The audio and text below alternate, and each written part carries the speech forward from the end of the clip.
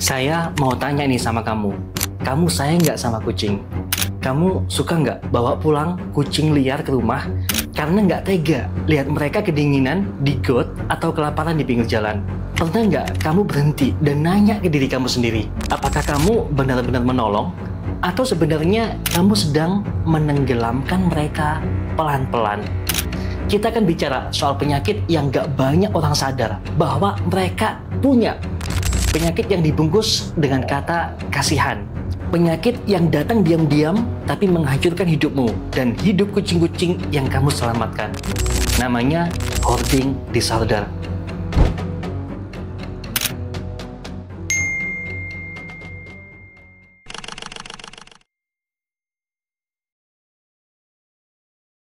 Gangguan menumbuk kucing secara berlebihan. Obsesi membawa pulang kucing terus dan terus. Sampai rumahmu penuh. Sampai kamu sendiri nggak bisa nafas. Sampai kamu makan seadanya, tidur di lantai, tapi kamu bilang, nggak apa-apa, yang penting kucingku selamat. Tapi itu nggak sehat, itu nggak normal.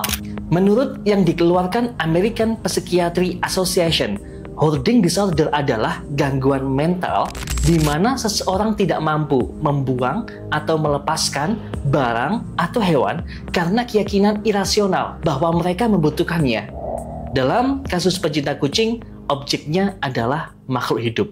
Bukan tumpukan baju, bukan barang elektronik, tapi nyawa, kucing-kucing yang bernafas. Dengerin data ini baik-baik.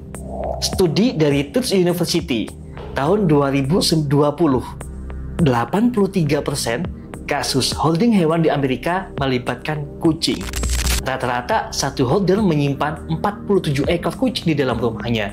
90% kucing dalam kasus ini mengalami gangguan kesehatan parah. Sebagian besar rumah berbau busuk karena kotoran dan urin yang tidak pernah dibersihkan. Banyak kucing yang mati di sudut ruangan tanpa sempat dikuburkan. Kamu dengar itu? Mati di sudut ruangan sendirian. Dan hoardernya masih bilang, aku cuma mau nolong mereka kok.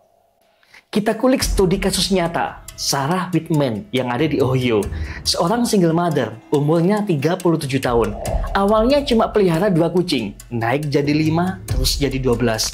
Sampai tetangganya lapor karena ada bau bangkai yang keluar dari jendela. Polisi datang, mereka pakai masker gas. Mereka buka pintu dan shock.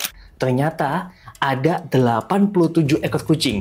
Ada yang terjebak dalam lemari, ada yang injak mati di bawah lemari es, ada yang sakit matanya bernanah, dan ada yang kulitnya mengelupas karena jamur. Ada juga nih yang memakan bangkai kucing lainnya untuk bertahan hidup. Mereka bertahan hidup dengan memakan saudara mereka sendiri. Tahu nggak apa kata Sarah saat itu ketika ditahan? Jangan ambil mereka dari aku. Mereka satu-satunya keluarga yang aku punya. Ini bukan cinta lagi. Ini penyakit. Ini bahaya. Bagaimana dengan di Indonesia? Sekali lagi saya katakan saya berusaha menyamarkannya. Tapi saya akan memberikan clue agar kamu paham. Data dari Animal Defenders Indonesia tahun 2023. 27 kasus penyelamatan kucing dari rumah hoarding ditemukan dalam 1 tahun hanya di Jabodetabek. Rata-rata 30-80 ekor kucing dalam satu rumah. Mayoritas tidak divaksin, tidak disteril, tidak dirawat, diberi makan sih, tapi nggak cukup. Semua rumah ditemukan dalam kondisi tidak layak huni. Kasus yang paling mengerikan terjadi di Jawa Barat. Seorang ibu rumah tangga, usianya 40-50 tahun, hidup sendiri, pelihara lebih dari 100 ekor kucing. Di rumah kontrakan sempit, tanpa sirkulasi udara. Tikusnya berkeliaran, lantai penuh dengan feses. Air minum untuk kucing disimpan di ember bekas sabun. Litter box nggak pernah dibersihkan. Dan tetangganya semua menghindar karena rumah itu bau neraka. Tapi sama seperti yang lain, dia tetap bilang, aku cuma sayang sama mereka. Pertanyaannya, kamu sayang atau kamu terobsesi? Kamu peduli atau kamu kejebak? Kamu menolong atau kamu menyiksa? Mereka dalam senyap. Karena sayang itu bukan berarti harus disimpan semuanya. Kadang melepaskan adalah bentuk tertinggi dari cinta. Apa sih yang sebenarnya rusak dalam pikiran para hoarder ini? Apa trauma yang mendorong mereka terus menyelamatkan? Dan kenapa? Rasa kasihan bisa jadi alat penghancur yang paling pelan, tapi paling mematikan.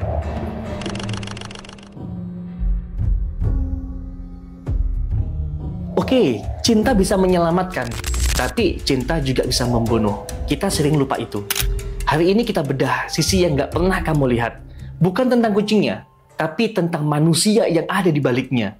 Tentang orang-orang yang bilang sayang, tapi tanpa sadar mereka sedang dihantui. Orang yang hoarding kucing bukan orang bodoh, bukan orang jahat. Mereka adalah orang-orang baik yang sedang terluka. Mereka nggak tahu cara menyembuhkan diri. Jadi mereka mencoba menyembuhkan kucing. Tapi itu bukan solusi. Menurutku itu adalah pelarian. Menurut National Alliance on Mental Illness, 75% penderita hoarding disorder punya trauma masa kecil. 68% mengalami kesepian kronis. Lebih dari 80% merasa kucing adalah satu-satunya teman yang tidak menghakimi mereka. Dan lebih dari separuh itu mengalami kehilangan yang mendalam. Mungkin ditinggal mati pasangan, anak, orang tua, atau yang lain. Mereka tidak pulih, lalu mencari pelampiasan. Dan pelampiasannya adalah kucing jalanan. Studi kasus yang ada di Indonesia sengaja saya samarkan. Kasus Bunda Rida yang ada di Jawa Barat. Seorang wanita tua, usianya 58 tahunan, tinggal sendirian di rumah kontrakan petak. Anaknya menikah, kemudian pindah. Suaminya meninggal karena stroke 4 tahun yang lalu. Dia merasa kosong, sepi, nggak ada teman. Sampai suatu malam, ia temukan anak kucing tergeletak di depan warung. Dia bawa pulang.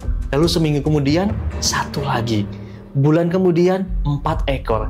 Hingga 2 tahun kemudian, rumah petaknya penuh dengan 50-an ekor kucing. Saya nggak kuat lihat mereka kehujanan, katanya saat diwawancara. Saya nggak tega, mereka nggak punya siapa-siapa, mereka nggak punya rumah, dan lain sebagainya. Itu katanya ketika diwawancara. Tapi faktanya, di dalam rumahnya, banyak kucing yang kurus kering. Air minum dalam baskom penuh dengan nyamuk. Piring makan dipakai bergantian oleh puluhan ekor kucing. Dan ada 3 bangkai kucing yang belum dikubur. Ditutupin karung goni. Itu bukan rumah. Itu ruang trauma yang menjelma menjadi penjara. Apa sih yang sebenarnya terjadi dalam otak mereka? Menurut hasil riset di International OCD Foundation, otak pengidap hoarding aktif di bagian interior singular cortex dan insula, 2 bagian otak yang mengatur emosi, rasa bersalah, dan keputusan. Artinya apa? Mereka merasa sakit saat harus membuang. Mereka merasa bersalah jika harus menolak. Dan mereka merasa baik setiap kali membawa kucing pulang. Ini bukan sekedar kebiasaan. Ini adiksi emosional. Sama seperti orang kecanduan alkohol, narkoba, pengidap hoarding, kecanduan rasa dibutuhkan. Banyak yang nggak sadar diri. Banyak dari mereka bahkan nggak mau disebut punya masalah. Menurut survei dari American Human Society, 61% penderita hoarding menyangkal bahwa mereka punya gangguan. 53% mereka percaya mereka sedang menyelamatkan dunia. Dan 1 dari 3 menolak bantuan medis atau psikologis. Mereka merasa disalahpahami. Mereka merasa hanya mereka yang bisa jaga kucing-kucing itu. Dan ketika keluarga mencoba membantu, mereka dianggap musuh. Ini bukan cinta, ini trauma yang menyamar. Pesan yang harus diingat, kalau kamu menyayangi kucing, rawat dia dengan benar. Bukan ditumpuk, bukan ditahan di rumah kecil berdebu, bukan dikurung karena kamu takut kehilangan. Cinta sejati butuh logika. Kasih sayang sejati butuh batas. Karena tanpa batas, kasih sayang bisa berubah jadi bencana.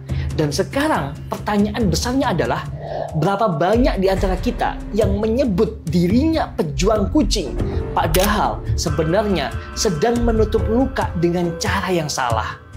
Di chapter selanjutnya kita akan masuk ke sisi yang lebih ngeri. Bukan cuma manusia yang menderita, tapi kucing-kucing yang diselamatkan itu justru disiksa secara perlahan.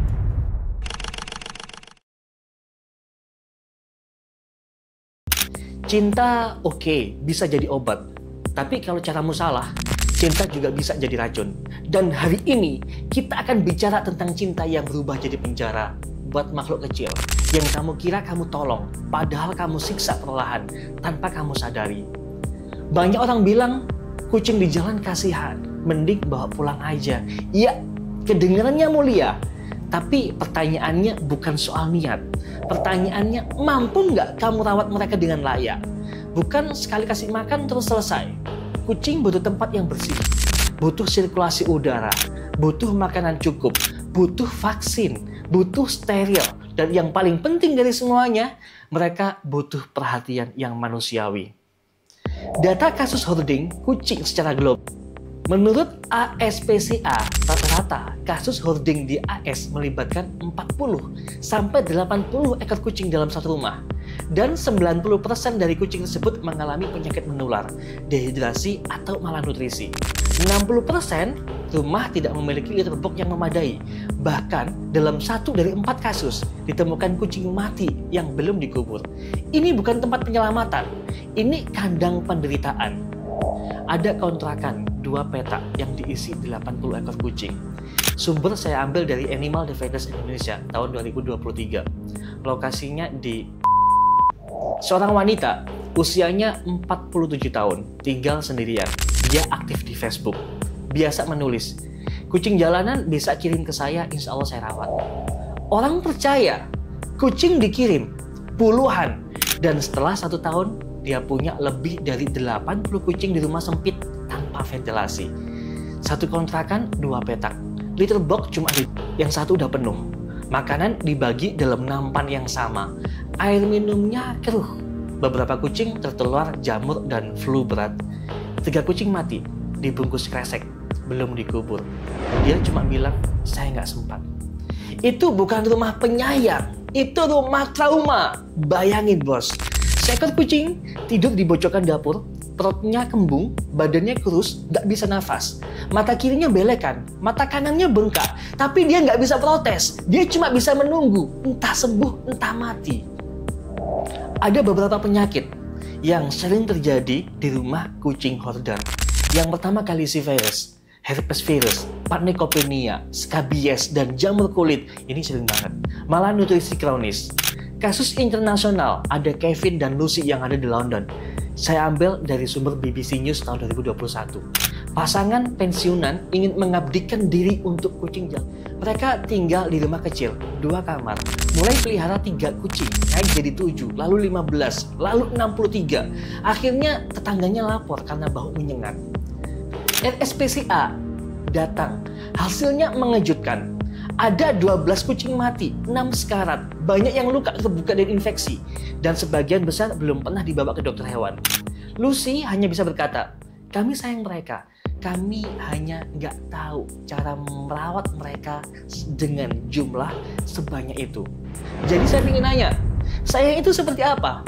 Kalau sayang bikin mereka hidup di tempat yang kotor, tidur di kotoran, mati di pojokan, tanpa tahu sebab dan akibatnya kayak gimana, apakah ini masih bisa disebut sayang? Atau itu cuma bentuk rasa kasihan yang egois? Faktanya pahit. Di Indonesia nggak ada regulasi yang mengatur jumlah maksimal hewan peliharaan di rumah. Nggak ada sertifikasi, nggak ada pengawasan. Alhasil, siapa aja yang bisa tiba-tiba jadi penampung kucing tanpa pengetahuan, tanpa kemampuan. Tapi begitu viral, banyak yang percaya, banyak yang nitip. Dan kucing-kucing itu menderita, diam, karena malu, karena takut dikira gagal, karena mengaku pecinta kucing sejati. Hoarding bukan penyelamatan, itu penumpukan nyawa dalam wadah ketidakmampuan. Itu cinta yang tanpa logika. Itu niat baik yang salah arah. Dan ketika salah arah, niat baik pun bisa jadi racun yang mematikan.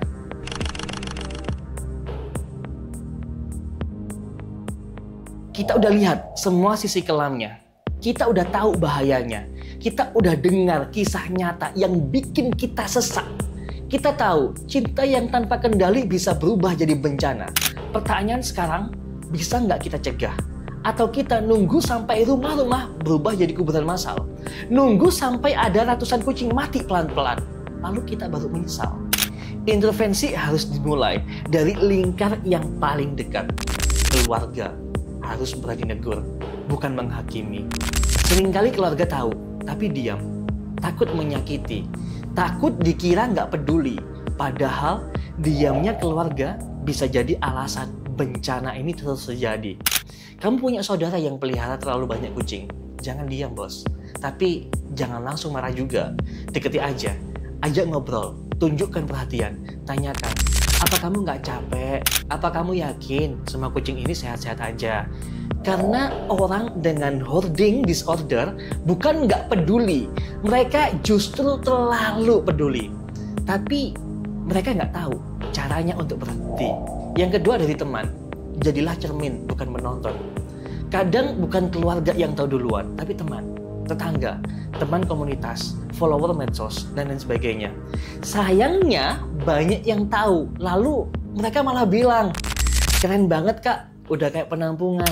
Hebat kak, 100 kucing, the real cat lovers. Tanpa tanya, kucingnya disteril nggak, divaksin nggak, dikasih makan nggak, diperiksa dokter nggak, dan lain sebagainya. Bos, pujian itu membuat buta dan bisa meninabobokan. Bisa jadi selimut dari kenyataan yang busuk. Jadi teman yang baik itu bukan yang ikut tepuk tangan, tapi mereka yang berani bilang, kamu butuh bantuan. Ini bukan passion lagi, ini udah menjadi beban. Yang ketiga dari komunitas, yuk bangun sistem, bukan sekedar simpati. Komunitas pecinta kucing harus lebih dari sekedar kumpul, kasih makan. Harus ada edukasi, harus ada SOP adopsi, harus ada pengawasan jumlah maksimal kucing per rumah, harus ada link dokter yang bisa dimintai tolong saat kondisi atau ada kasus yang memburuk, dan harus ada jaringan pelaporan ketika kasus hoarding terdeteksi. Yang dilupakan adalah pencegahan secara psikologis. Menurut dari laporan Harvard Health Publishing tahun 2022, hoarding disorder sering dimulai dari gangguan kecemasan ringan, depresi, atau kehilangan. Jika ini tidak ditangani secara psikologis, dorongan untuk mengisi kekosongan itu akan terus membesar. Yang artinya, kadang kucing bukan masalahnya. Yang harus disembuhkan adalah luka dalam diri si pemilik. Lalu apa sih yang bisa kita lakukan? Yuk, kita mulai edukasi diri kita. Pelajari tanda-tanda hoarding. Kucing terlalu banyak, rumah bau, banyak yang sakit. Kita harus bisa membedakan antara pecinta kucing dengan pengumpul kucing. Kita buat batas diri untuk melihara kucing. Kalau kamu pelihara 5, rawatlah seperti raja. Jangan pelihara 20, tapi kasih makan seadanya. Kadang bau dan kamu sendiri stres. Kasih sayang itu bukan seberapa banyak yang kamu bawa pulang, enggak. Tapi seberapa besar kamu sanggup untuk bertanggung jawab. Dan kalau kamu nih benar-benar cinta, maka kamu juga harus tahu kapan harus berhenti, kapan harus minta bantuan, dan kapan harus melepaskan. Ingat, kasih sayang bukan berarti mengorbankan segalanya tanpa logika. Karena ujung-ujungnya, semua yang kamu perjuangkan malah meninggalkan luka. Jangan nunggu sampai kamu betul-betul jatuh. Jangan nunggu sampai kucing-kucingmu kurus, kotor, dan mati satu persatu. Jangan nunggu sampai anakmu bilang, Mama lebih sayang kucing daripada aku. Karena saat semuanya udah hancur, yang tersisa cuma rasa bersalah. Dan waktu bos, nggak bisa diputar ulang. Saya Kang Samsul, semoga video ini bisa menginspirasi kamu, teman kamu, saudara kamu, dan semua yang ada. Dan yang tidak mengira bahwa dirinya adalah hoarder. Semoga bisa tobat.